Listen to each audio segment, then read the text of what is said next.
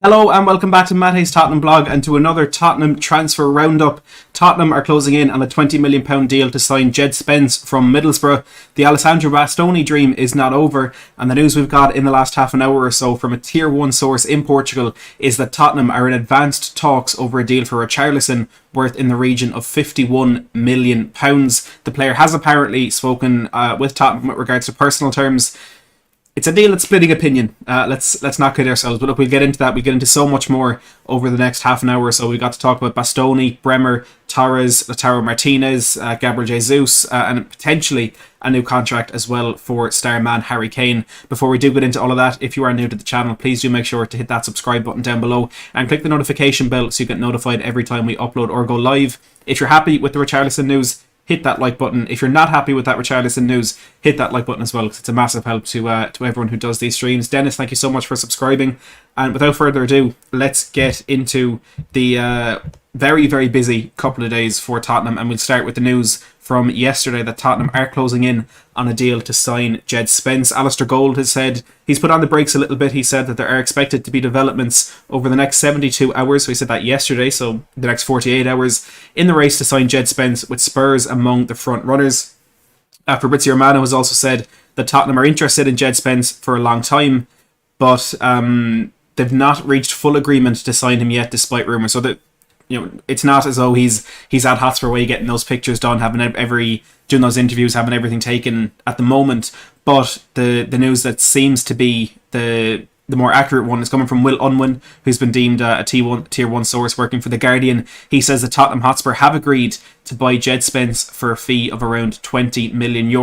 He's put out on Twitter saying that Jed Spence is closing on a move to Spurs, expected all to be wrapped up in the coming days. And this is one that we went into quite a bit of detail on a couple of days ago, analysing Jed Spence, looking at, first of all, why Antonio Conte wants Jed Spence, but then also looking at the potential concerns within this. And as Matt says in the chat, you know, fans ask for us to back Conte. We do back Conte, and then we're talking about it as a waste of money. And what I said about this deal from day one is that I am not convinced on Jed Spence. If I was the man making these decisions, which thankfully I'm not, I wouldn't have targeted Jed Spence. But Antonio Conte seems to be very, very keen on getting this player in. And for me, that is all we need. That is the only line that I need to confirm that this is a deal that needs to be done. My main concern is coming from the fact that wingback is such an important position in Antonio Conte teams, and we've been struggling with that over the last year or 9 months, however long Conte's been in. And I don't know if bringing up a player from the Championship is the exact right step to make to make that position less of a problem area, if that makes sense. And look, he does have a lot of weaknesses. As we went through, there's a stream we did 2 or 3 days ago. I'll link it in the comments afterwards if anyone does want to go and check it out. And there's reason to be concerned, but he's young, he's raw, he's very, very. He's a bit of a character, you know. He's not just a good footballer. We all saw that tweet that he put up to Neil Warnock after he won the playoff final with Nottingham Forest, where he was, of course, on loan last season. It's an interesting deal, and what I've been kind of thinking from the start is that if we do get in Jed Spence, I think there probably will be another right wing back coming in as well, maybe in a similar mould to Ivan Perisic, where it's a more experienced right wing back who isn't going to play every minute of every game, but could be a rotation option, could be a mentor to someone like Jed Spence. Caller, great to see you tuning in. Ezanagi as well says, first time ever catching you live from USA. Thanks very much for tuning in. Fantastic to see you in the chat. Let's look at a few other stories on Jed Spence from a couple of reliable sources. First of all, then we'll dive into the rest of the mud.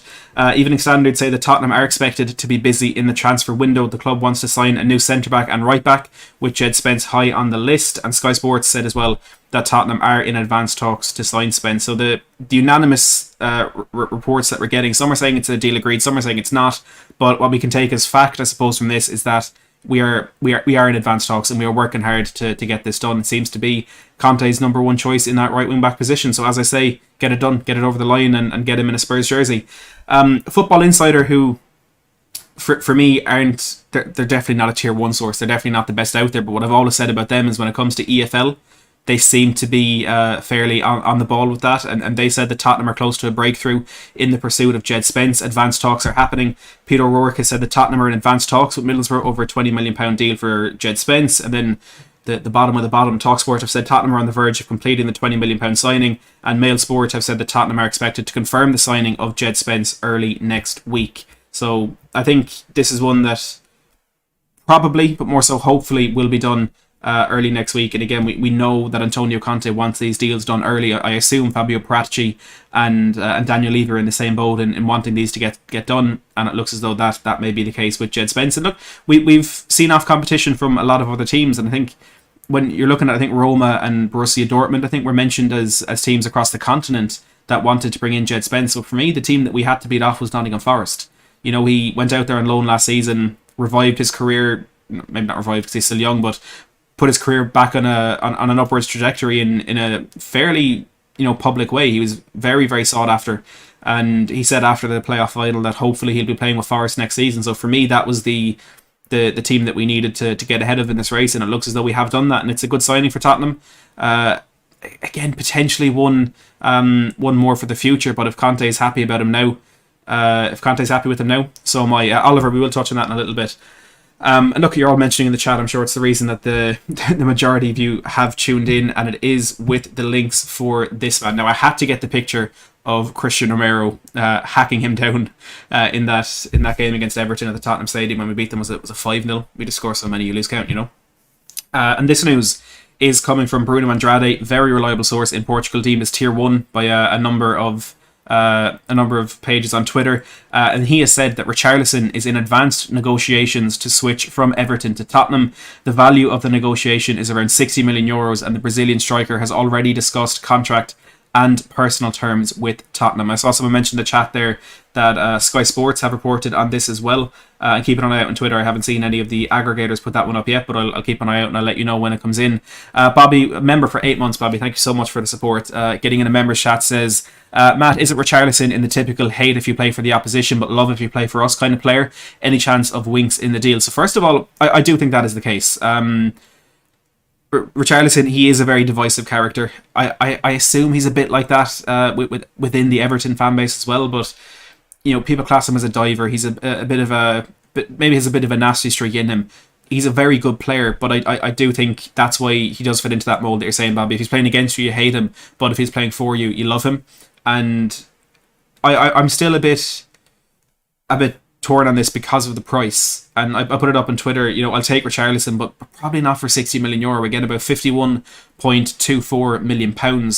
It's a lot of money for a player who's playing in a team that just by the skin of their teeth survived relegation last season. And I know he scored a lot of important goals within that, with keeping them up, but I'm just not convinced for €60 million. I was speaking to a few people who probably definitely have better football knowledge than me, and they're saying he's a Conte type player. He's one that who can kind of fit into that mold of Conte. Maybe that nasty streak is something that Conte needs in a player. And I saw a chat before we got started. I apologise, I forget who it was that put it in, but saying where would Richarlison start? And I don't think it's a case of where would he start, because I said this a lot with Raheem Sterling, that we have three starting positions in the front line of our team. I forgot to take Richarlison down there. We have 3 starting positions with in the front area of our team.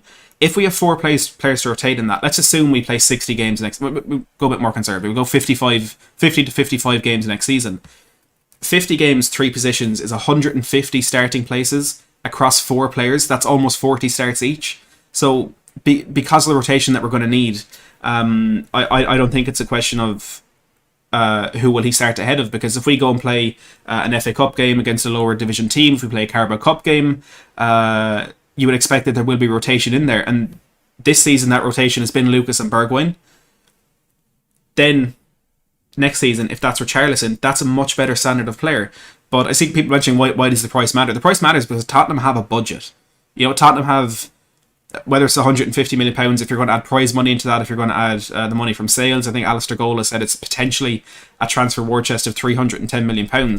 If we're spending 50 million of that on a player like Richarlison, when we could maybe get a player of a similar quality from abroad for less, that gives us more money to spend on other positions. Maybe more money to bring in that ideal second centre back that we apparently want. That for me, that's why the price matters. But I can see the point that like I'm not paying it, so why does it matter? But for me, I'm kind of looking at it that way. Pam with the 150 super sticker, thank you very much, Pam. A fantastic supporter of the channel as always. I do appreciate it. Another fantastic supporter, Dark Sun G, says I would really love if the Richarlison deal is done. And look, you're in there with a lot of people. To be honest, a lot of fans want to see this one done. And again, I can see the reasoning behind it, but the money for me is the biggest problem. And we'll just take a quick look at Richarlison's stats in the Premier League last season, and we will probably have to take these with a lot of context involved, because again, he was playing with a team that up until the last 3-4 weeks looked as though they were going to be relegated. They did a good survival bid at the end of the year. But just looking his overall Premier League record, he's made 173 appearances, scored 58 times, and registered 16 assists as well. Looking at last season, that was 10 goals and 5 assists. So look, 15 goal contributions in 30 games for a team at that end of the table is actually quite decent. But look, it's still in the early stages of this one in terms of who's reporting it. Now again, he is a tier 1 source, but I want to wait and see where the English and Italian press comes out within this one. English based with Tottenham, and Italian because I assume that's where a lot of the Fabio Paratici based links go, if that makes sense. But it's definitely one to keep an eye on. It's a name that's been mentioned quite a bit throughout the transfer window, but this is the first one we've had, where it's saying it's advanced. We're saying it's 60 million. Again, a lot of money. Chris Callahan with $2 says I would take him over Jesus for the same price. And look, when you put it like that, Chris, I'm kind of with you on that one. I'll be honest. He's 25 years of age, so maybe there is a bit more of a future in this one than there was with Gabriel Jesus. But I'm sure we'll be talking about this one a lot more throughout the rest of the transfer window. Hopefully, if it is going to happen, it happens soon. But we'll wait and see where this one goes. And look, one that we're definitely not going to be stopping talking about anytime soon is this man, Alessandro Bastoni. Now, this deal most likely is off. His agent, after meeting with Inter Milan the other day, came out and said Bastoni will definitely stay at Inter Milan. However, the press isn't letting us deal with that. They're not letting us accept that just yet. Steve in the live chat, thank you very much for the support. Says like and subscribe to Matt's channel if you haven't already. I appreciate that, Steve. Thank you very much. So Sky Sports and DiMarzio, I think, have come out with a very similar line. They said that Tottenham still want Alessandro Bastoni, but chances of signing him depend on how much money Inter can get from other sales. Inter would rather sell Milan Skriniar and Stefan de Vrij. Early on in this window, it was made very clear that Inter would have to make a sacrifice for their own financial stability. That has to be done by the end of this month, so by the end of June, in the next 19 days.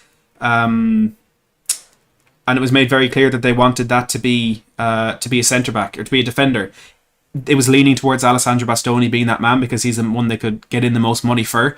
There have been developments, however, on the futures of Milan Skriniar and Stefan de Vrij in the last couple of days. And I see people saying, what's the point in talking about Bastoni? Look, I think this deal is over, and I think we do need to move on to another player, but the reports are out there, and that's what these shows are about, bringing you what's been spoken about. So I'm gonna keep talking about it. I apologise. So the latest on Milan Skriniar is that PSG are fairly keen on a deal there. Santi Auna has said that PSG have reportedly offered €50 million for Skriniar. Inter have asked for 80 million, but would accept 70 million if the player wants to go, which is a massive change from the quotes that he came out with last week or the week before, saying that he wants to stay and become a club legend. On Stefan de Vrij, apparently he has refused a new contract offer, and it is open to a move away, potentially available for €9 million. And the Inter Milan situation at the moment, I see people saying Gianluigi Longari has confirmed the Richarlison news. Again, I'll keep an eye out for that one, and I'll confirm it as soon as I can see it here. The Inter Milan situation, because their situation is what decides this either way. The Inter director Piero Assilio was in London, potentially still is in London, and the kind of confusion at the moment is why he is in London. Fabrizio Romano said that he was there to meet Nikola Milenkovic's agent, who was a target in case Bastoni or Skriniar leave. So Milenkovic, a player that Tottenham were targeting for a couple of years. Inter Milan, I think what happened with Inter the first time we were trying to get Skriniar was that if we got Skriniar, they get Milenkovic, and it's a similar story now. We were looking for Milenkovic then, but now if we get Bastoni, they want Bremer, and we want Bremer as well. So it's this weird sort of triangle that always seems to be going on with them. However, back to the point, DiMarzio has said that Acilio was in London for, quote, various market events organised with clubs and agents. We'll get new information on the meeting soon, but he made it very clear that the meeting was not for Lukaku and Chelsea, who Inter Milan are heavily linked with at the moment. Inter News, however, have said something that may be a bit more appealing to us as Spurs fans. They said that Piero Acilio flew to London to understand how serious Tottenham's interest is in signing Alessandro Bastoni. If Spurs were to offer 55 to 60 million euro before PSG make an offer for Milan Skriniar, Inter would sell the Italian. So it's very unclear. It's very blurry. No one really knows why Acilio is in London, but it just seems, for me, it seems as though the media are going to twist some things to keep that door open because of how many clicks and how much attention that this Bastoni news has garnered so far from Tottenham fans.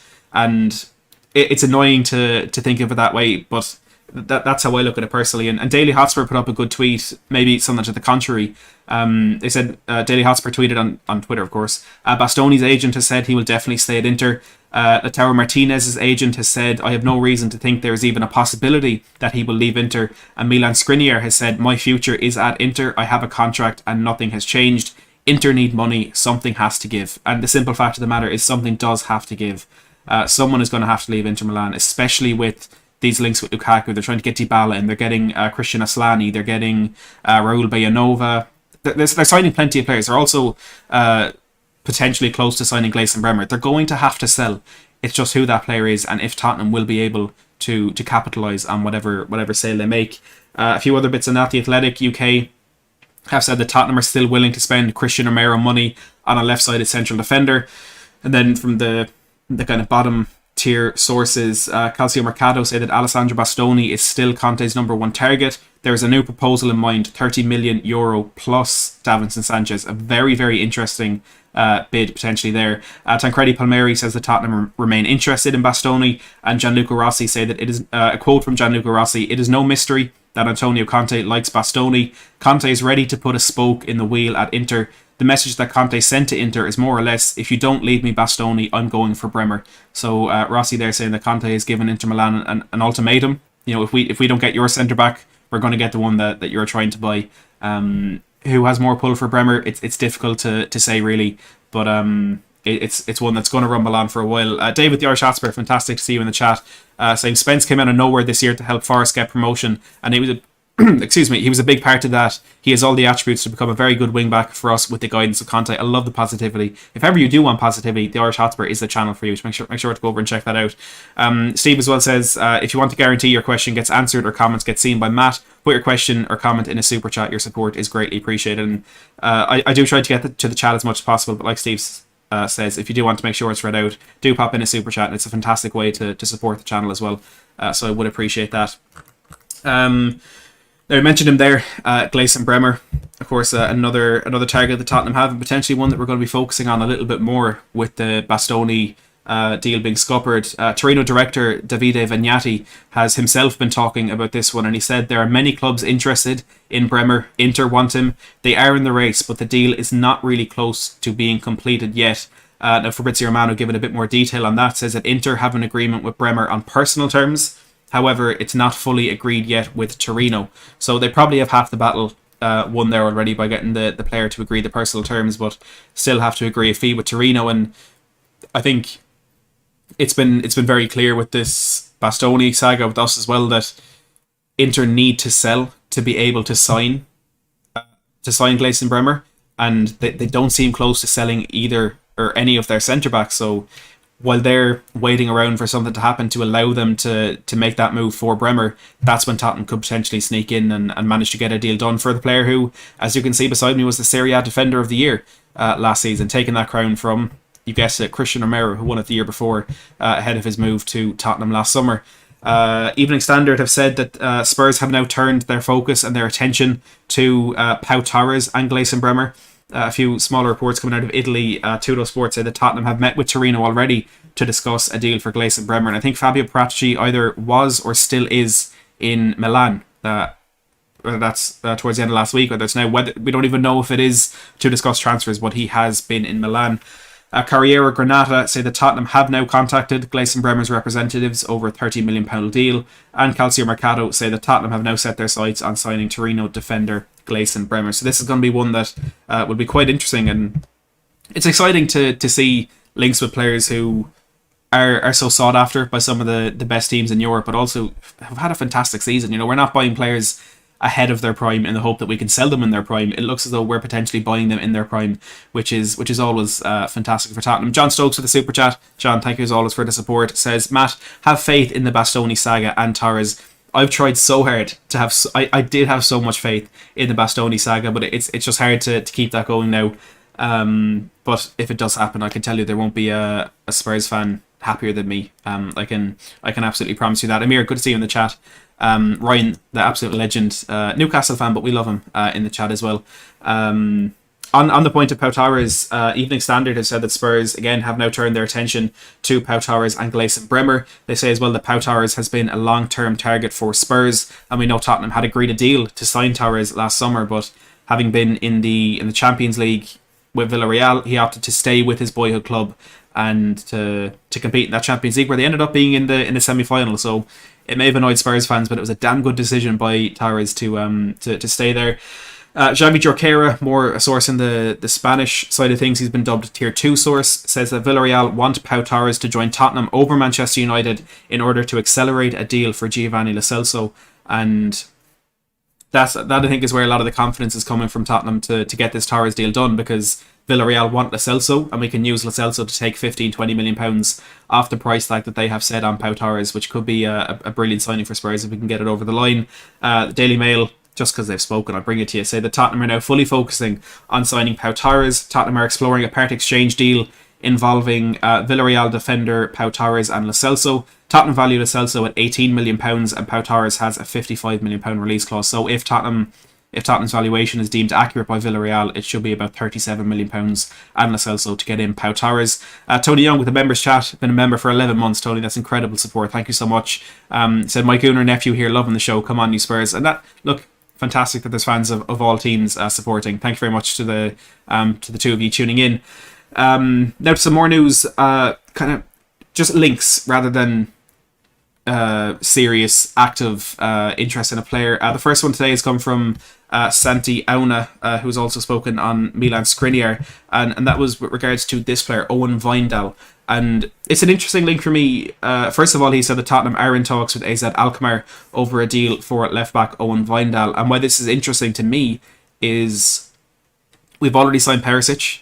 At the moment, we still have Sergio Reguilon and Ryan Sessegnon in our ranks. And now, if this is to be believed, we're in talks with Wijndal, another left-back. Now, Santiago, probably a Tier 2 source as well. Not the most reliable out there, but also don't want to dismiss anything he says. If this is true, and if Tottenham are in pursuit of another left-back, that for me definitively says that Sergio Reguilon will be on his way out, or Tottenham will try and get Reguilon out of the club this summer. But it also questions where Ivan Perisic is going to play and why Ivan Perisic has been brought in. And I think, look, I said it from day one with these links that yes, he's a left wing back. He played there in the last couple of seasons with Inter Milan. He fits in that position in an Antonio Conte system, but he can also play left wing. He can also play number 10. He can also play right wing. He can also play right wing back. He's very, very versatile. And if we are to get another left back, or to be actively pursuing another left back, I think that says a lot about where we see Ivan Perisic within this Tottenham team. And it's one to keep an eye on, because after we'd signed Perisic, there were a couple of reports that we were still trying to sign Filip Kostic from Frankfurt. I think he was close to Juventus, if I'm not mistaken. So maybe there's a reason that we've let that go. We maybe think he's gone there, but there's other left backs creeping into the discussion now. Dave Kirby with the super chat, the £4.50. Thank you very much, Dave. I appreciate it. Says, any word of outgoings, Matt? The biggest one at the moment, aside from Carter Vickers being confirmed, which we'll touch on later, it seems to be Steven Bergwijn is the only one with concrete links at the moment, potentially going to Ajax. We've all heard those quotes, and we will have an update in a minute as well from Mike Verwij of the Telegraph in the Netherlands. But aside from Carter Vickers being confirmed and Bergwijn seemingly inevitably going to Ajax, there's not really much in the way of those departures. But thank you very much for the super chat. Brian Daigle, absolute legend in the live chat, says, how are all the wonderful people in the chat? And he says he doesn't really like the Richarlison links. He's an okay player with a bad attitude. I don't quite like him because of the price, Brian, so I suppose we're some way in the same page, as we nearly always are.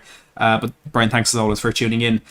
Another link to another left back actually is Destiny Udogie from Udinese, and Gianluca Di Marzio has said that Tottenham are interested in the 19-year-old Udinese left back. Now Giova Albanese, another Italian source, mid source I'd say, has said that Udogie will stay at Udinese. So maybe that's just one that will die down very, very quickly. But Tottenham do again have another piece of interest in another left back. Now, Alistair Gold gave us quite a few updates yesterday in a massive piece he did on Tottenham's transfer window. We'll touch on a few of the key points in what he had to say. First of all, he said that Spurs will continue to monitor any bargains in the transfer market for a goalkeeper in case a long-term heir to Lloris arises. So I think we'd really expected that the keeper we were going to bring in this summer would be a player who could play back up to Lloris for the next season, and then when Lloris leaves at the end of next season, step into that number one spot. We ended up getting Fraser Forster, who's only a year younger, obviously isn't a long-term option. But the fact that we're still potentially... I don't want to hit my space bar because I did that before and the stream crashed. We've been linked to younger keepers before, and I think Sam Johnson, even though he's 27, as a goalkeeper, I mean, that's still 6, 7, 8 years that you can get out of him. The links there were probably more of what we were expecting. But Forster, I think, has been brought in as a safe option. And if a future prospect doesn't arise in the next couple of weeks, if we had been left then trying to get a goalkeeper of a similar caliber or a similar style to Fraser Forster, we would have been in trouble. So it just seems like safe business from Tottenham to get Forster over the line, and then if we can bring in another young goalkeeper who for a year will be mentored by Hugo Lloris and Fraser Forster. Fantastic if we can get that done. A link to a defender, Alistair Gola said that Tottenham have been closely monitoring Dynamo Kiev defender Ilya Zabarny and are weighing up a summer move. The 19-year-old, however, did sign a long-term contract with his current team last October. I'll be honest, I'd never heard of this guy. I don't know anything about him. If this does materialise, we'll have a full analysis of him on the channel and I'll turn myself into an expert. Links to midfielders. There's 4 to mention. First of all, Tottenham have been tracking Lyon's Lucas Paqueta. Secondly, Tottenham have held a long-term interest in Leicester midfielder James Maddison. Thirdly, Fabio Paratici is expected to make another approach for Weston McKennie. And fourthly, Tottenham have also been looking elsewhere in the Premier League, with Brighton midfielder Yves Bissouma, a player the club have long been tracking. Again, it's just interest in all of those, maybe a bit more with Weston McKennie, but we'll go in more detail on all of those if anything does materialise. Gold also says that another striker on Spurs' radar is 23-year-old Napoli forward Victor Osimhen. But Raheem Sterling, the Telegraph have told us that Sterling is unlikely to consider a move to Tottenham this summer. His teammate Gabriel Jesus, according to Fabrizio Romano, will join a new Premier League club this summer. I think Arsenal are probably the front runners at the moment, but it's possible for Tottenham to maybe sneak in there and get something done. But with this Richarlison news, maybe we've pushed that Jesus deal to the wayside. And finally, on incomings, Lautaro Martinez has, according to Tancredi Palmieri, I don't quite trust him, says Tottenham remain interested in Lautaro Martinez, and Alfredo Padula, who's definitely 50-50, says that Tottenham are interested in Martinez, but the player wants to stay at Inter, and the club do not have any plans to sell the striker. So it could just be another summer of disappointment in any potential pursuit of Lautaro Martinez. Now that is it in terms of outgoings, in terms of potential incomings, but in terms of outgoings, there's still quite a bit to get through. And as I mentioned a second ago, the first one is that Tottenham have officially confirmed they've reached an agreement with Celtic for the permanent transfer of Cameron Carter-Vickers. According to Lily White-Rose on Twitter, Celtic will pay £6 million, rising to £10 million for Cameron Carter-Vickers. The player himself said, "I'm so pleased to complete my move to Celtic, and I really could not be happier. I have loved every minute of my time at Celtic so far." And on the seemingly never-ending list of players that leave Tottenham and then go win a trophy, Carter-Vickers is one of those, having won the Scottish Premiership with Celtic last season. Now, we've known for quite a while this was going to happen, and I think every report the whole way through has been that it will be about £6 million. And for me, that's really good business, because Carter-Vickers, since 2017, has made one professional or one competitive appearance for Tottenham, which was in the Conference League last season, I think against Paços de Ferreira. He played 87 minutes in that one. So for a player who hasn't played competitively for over 5 years, about 5.5 years, bar one game, to loan him out to Ipswich, to Swansea, to Stoke, to Celtic, to Bournemouth, to so many different teams, and then manage to get potentially up to £10 million for him is fantastic business, in my opinion. And all we really needed was, with all of those loans, for one of them to go well, and then that team to want to make it permanent. And he did well at Swansea, he did well at Bournemouth, but they didn't want to get that deal done permanently. Celtic, however, have, and for me that's good business for Tottenham. Another player hopefully will do good business on is Steven Bergwijn. The latest on that one from Mike Vervey, a direct quote from him, is that Ajax should have already been paying the money Tottenham wanted before the game versus Belgium. I think Ajax will make another attempt to try and sign Bergwijn, but they should have been more resolute. They were warned by Bergwijn's agent about this, and I think what that's kind of focusing on is the fact that Steven Bergwijn, despite his lack of game time with Tottenham, has been doing extremely well on the international front. And his performances with the Netherlands seem to be bumping that price up every time he gets on the pitch. You know, he's scoring for fun. So maybe that is going to cost Ajax a little bit more money than they had planned on. Now, Harry Kane, I saw someone asking in the chat a few minutes ago, talks of a European club being interested in Harry Kane, and there have been reports on that this week.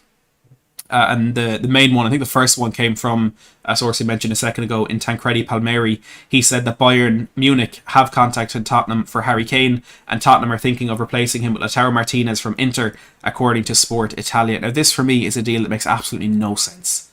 Harry Kane to Bayern Munich does not make any sense. Last summer, when he was doing everything in his power to leave the club, he still never even considered leaving the Premier League. And yes, he wants to win trophies. He wanted to win the Premier League with Man City. I think now he wants to win anything that he can with Tottenham. But that Alan Shearer record is in his sights. You know, he's able to do it, and you're damn sure that he wants to do it. And I think that is the ultimate thing that will keep him in the Premier League, even if it means a transfer to Norwich when they're back up. Whatever it is, I can't see Harry Kane ever leaving the Premier League. And Bayern, I think, have been very optimistic in trying to get him to replace Lewandowski, who wants to leave as well. David says, let's get this stream to 500 likes. There's nearly 900 watching. There's nearly 1,000 watching, David. Come on, get your numbers right. But no, I appreciate it, David. How many likes are we on? I can't see it properly, but we're on 200. We're on 243 likes. Let's get that up to 400, and then we'll push to 500. Thanks as always for the support, David. Now, Alistair Gold has said that Harry Kane is understood to be open to signing a new contract with Tottenham this summer, and to be honest, it's not much of a surprise. Like I've always said, I think if Kane does sign a new contract, it'll be good PR for Tottenham, good business for Kane, and by that I mean if he does sign a new contract, there will surely be a release clause in there, or some sort of get out of jail free card if Tottenham, you know, if we don't win a trophy in a certain time, or if we don't qualify for the Champions League next season, whatever it is. I think for that reason it's likely, because it benefits both parties very well. Now, Christian Falk, who is probably a lot closer to Bayern Munich than any of the sources we're going to mention here, have said that it is not true that Bayern have made an inquiry to Tottenham about Harry Kane. Florian Plettenberg of Sky Sports in Germany said that he spoke to one of Kane's representatives, who said, all I can say is we haven't spoken to Bayern.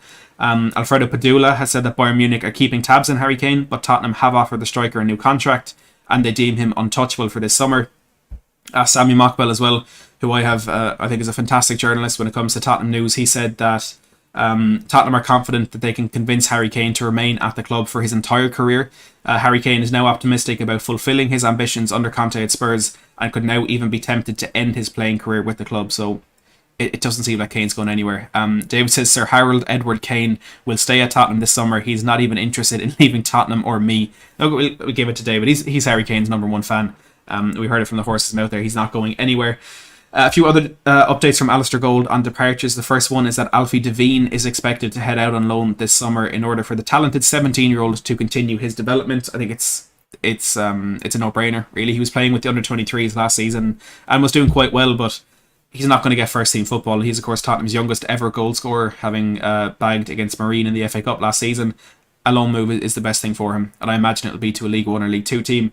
Alistair Gold has also said that Davinson Sanchez's future will be dictated by the size of any bids that arrive for him in the months ahead.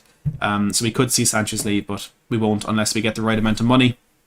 Quite a few lesser or unknown reliability reports. Take a deep breath for this one. Ilma Sajaro have said that Tottenham and Newcastle are both prepared to offer €30 million for Roger Ibanez. However, the Roma defender has an €80 million release clause in his contract. Calcio Mercato have also said that Tottenham are interested in the defender. He has been a long-term target for Conte. La Gazzetta dello Sport say that Spurs like Denzel Dumfries with Inter Milan's sporting director in London. Calcio Mercato say again that Juventus want to sell reported Tottenham target Weston McKennie this transfer window.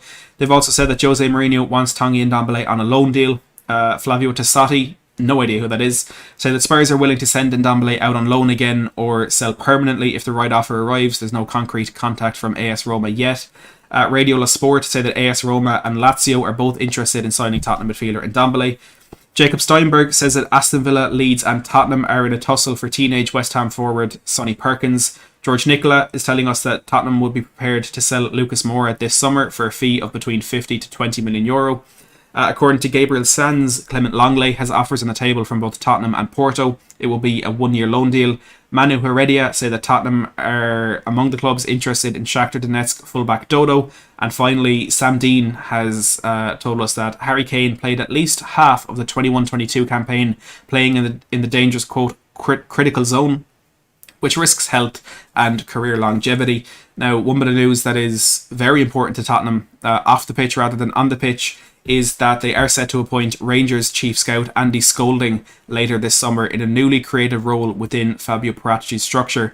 Now, according to a few reports, it's not believed that Scolding will be directly involved with recruitment, but I assume everyone is in the same situation as me when I say I don't know who Scolding is, I don't know what he's done, I don't know what he wants to do, but thankfully Alistair Gold has told us, and we're going to run through that. Alistair Gold said yesterday that Tottenham's managing director of football, Fabio Paratici, will have to maintain an important British balance to Antonio Conte's squad, and that's where his new man will come in. Spurs are set to appoint Rangers chief scout Andy Scolding later this summer in that newly created role. The 40-year-old London-born recruitment specialist will bring expertise of the British market back into Paratici's decision-making to fill some of the void left by technical performance director Steve Hitchen's resignation in February. He talks a little bit about Steve Hitchen. Regards to Scolding, the Rangers man worked with Hitchen a decade ago at Liverpool, where he was the head of technical analysis when the latter was the head of international recruitment. Scolding's role at Tottenham will not be the same as Hitchen's was. His predecessor had a wide-ranging role after essentially becoming the director of football before Paratici's arrival, and was overseeing the first team and youth teams, as well as having responsibility for scouting, performance and recruitment analysis and youth recruitment. Scolding will become Paratici's eyes and ears in the British market. So I think that's a really clever thing to do, because Paratici is an expert in the European market. He's of course an expert in the Italian market in particular, but having that man who knows the English market a lot better than anyone else is really good. He says in recent years Tottenham have not pulled the trigger on signing some top young British talents, having once prided themselves on snapping up the best starlets around.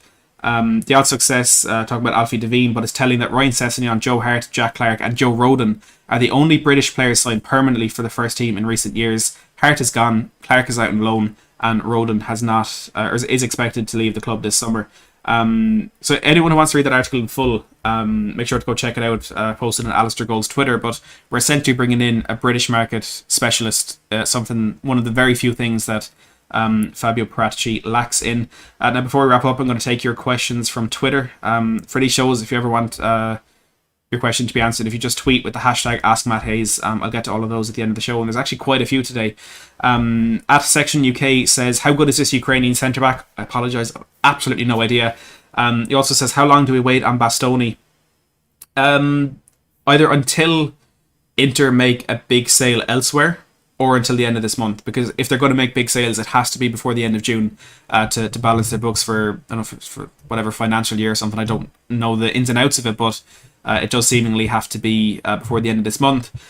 Also says chances on Paqueta, McKennie and Martinez. I think Martinez is probably very unlikely. Paqueta and McKennie, it's hard to say because they're just two names in a list of a lot of players, so it's hard to really say which way it's going to go. But I'd say on that list, McKennie is probably the most likely, even though none of them are likely, if that makes sense. He's the least unlikely, I suppose. At William Johnson says, if we sign Torres, Spence and Jesus, is it a successful summer? Not if it's just them. If they're the three players that we get in the targets that we're in the positions we're looking for, it is a successful summer, but we need to address other positions as well, in my opinion. Danny says, is another midfielder coming in alongside Eriksen like Paqueta or McKennie? Well, let's not get ahead of ourselves. Eriksen is not a done deal. It still might not happen. I don't think it's even close to happening, to be honest. But Paqueta or McKennie, like I said a second ago, I think we will bring in a midfielder, but in terms of who the name is, it's very difficult to say right now. Scutley says, since Inter want Fiorentina defender, what does it mean for Bremer? Is there a possibility we get him? Yeah, I suppose there is. Tottenham are apparently focusing heavily on Gleison Bremer, so Inter going to Milenkovic, maybe he's told them that he'd prefer a move to Tottenham. Maybe Torino said they're being offered more from Tottenham, or they want to get a deal done early and Spurs can get it done now, whereas Inter would have to wait for sales. Maybe there has something that's happened behind the scenes that they've turned their attention to someone else, but like I mentioned earlier, there has been interest in Milenkovic from Inter Milan before. The bot says, do you think we could potentially see more than one Danish player coming in this window, with us linked with Mæhle, Eriksen and Damsgaard? You would maybe think that we could be seeing more than one come in this summer. Look, there definitely could. Like I always say, Paratici, there could be targets that he is absolutely 100% keen on getting done, and it's a name that we haven't heard yet. We know Tottenham had scouts at the Austria and Denmark game last week. Maybe it was mainly for Eriksen, but Joachim Mæhle is a player in a position that we want to improve in, and he's a player who's very good in that position. So maybe there could be something more there as well. We actually just popped over 1,000 viewers there for a second, so thanks everyone for tuning in. Please hit that like button, subscribe as well if you are new. Kaiser says, hey Matt, love the show, thank you very much. I hope our defence signings get sorted out soon with Bastoni or Torres and Koulibaly, one of the best defences in the league. I hope for midfield we bring in Eriksen and one other. If only allowed one, do you choose Basuma or McKennie? Look, I've said it quite a bit and people have got a bit annoyed about it, but for me, I don't want to even entertain the possibility of getting Yves Basuma while the allegations are still there. I don't know what the situation is, but he hasn't been publicly cleared of wrongdoing. So for me, forget about it. McKennie is a player that Paratici likes, so maybe that's a better option. But if Basuma is cleared of all wrongdoing, he's a fantastic player and I think could be a good addition for this team. But until that point, I don't want to even entertain that possibility. Kaiser also says, if we were to miss out on Lautaro, Jesus, Sterling and Richarlison as options for forwards, who would you want to sign there and why?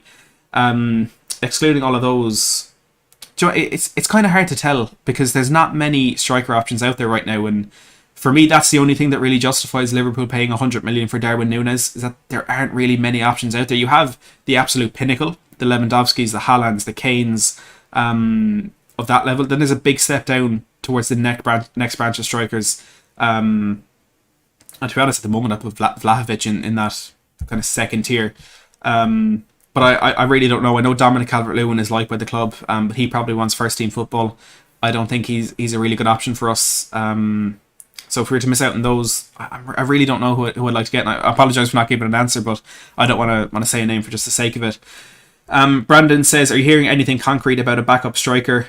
Surely that has to be a priority considering fixture congestion and the World Cup. And the beauty of that question is it came in before the Richarlison news, so that makes it a very, very easy one to answer for me. And yes, there is concrete news about a potential backup striker, and I'm sure a lot of new people are over 1,000 watching right now. So just to recap on that Richarlison news, Bruno Andrade, tier 1 source in Portugal, has said that Richarlison is in advanced negotiations to switch from Everton to Tottenham. The value of the negotiation is around 60 million euros, with the Brazilian striker already discussing, or has already discussed, contract terms with Tottenham. And no one else seems to have echoed that news just yet, but again, we'll keep a close eye on that one and let you know if there's any change in that.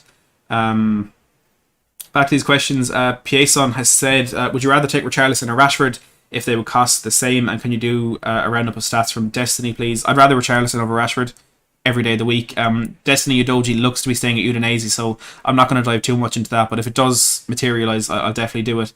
Also says, how good is Ibanez from Roma? I've never seen him play personally, and how will he fit in your team if we're to sign him? I looked quite a bit into Roma last season when Paulo Fonseca was seemingly the next Tottenham manager. And to be honest, Ibanez wasn't a name that I can remember standing out to me. From the centre-backs, Brian Cristante, in the way that he played, was the one that really, I thought if we're going to get Fonseca and we're bringing the player with him, let's make it Cristante. Also Spinazzola on the left before he got injured, and Lorenzo Pellegrini as well. But Ibanez, I can't remember being a player that stood out, so I can't say just how good he is. But again, if Conte wants him, let's do it. Kaiser again says, look, this might be a stretch, but I think if we bring in 2 centre-backs, Spence, and potentially another wing-back, Ericsson, another midfielder or 2, and Richarlison, or another forward, I think that can be a very strong team. If we win a trophy, will you shave your head for us? This answer is going to be the best analysis of how confident I am that we can win something under Conte. I'm not agreeing to that. I'm not ever going to agree to shaving my head if we win a trophy, because I kind of think we will. Little Big Man Ryan Hero says, with the Bastoni deal seemingly going south, how confident are you of it happening, and who would you have as the next target? To be honest, I've no confidence in it happening, which breaks my heart to say, because I've been banging on about this for over a year now, to be honest. So I don't think it'll happen, but Pau Torres, like I've said all along, is a very, very good backup option, and seemingly Tottenham have the same one. And I think that's one that can get done again with Lo Celso on the way to Villarreal. That'll help us to get the price down a bit. J-Ro says, how much do Man United need to give Spurs for you to take Harry Maguire from us? Let me know in the chat. There's over 1,000 Tottenham fans watching right now. Let me know, how much would Man United have to pay Tottenham for us to take Harry Maguire from them? I'm saying at least 50 million. At least 50 for us to take Harry Maguire. Let me know your thoughts in the chat. Kelvin as well says, Winks plus 30 million is good for Richarlison. And I just remembered, Bobby, in your memory chat at the start, I meant to get back to it.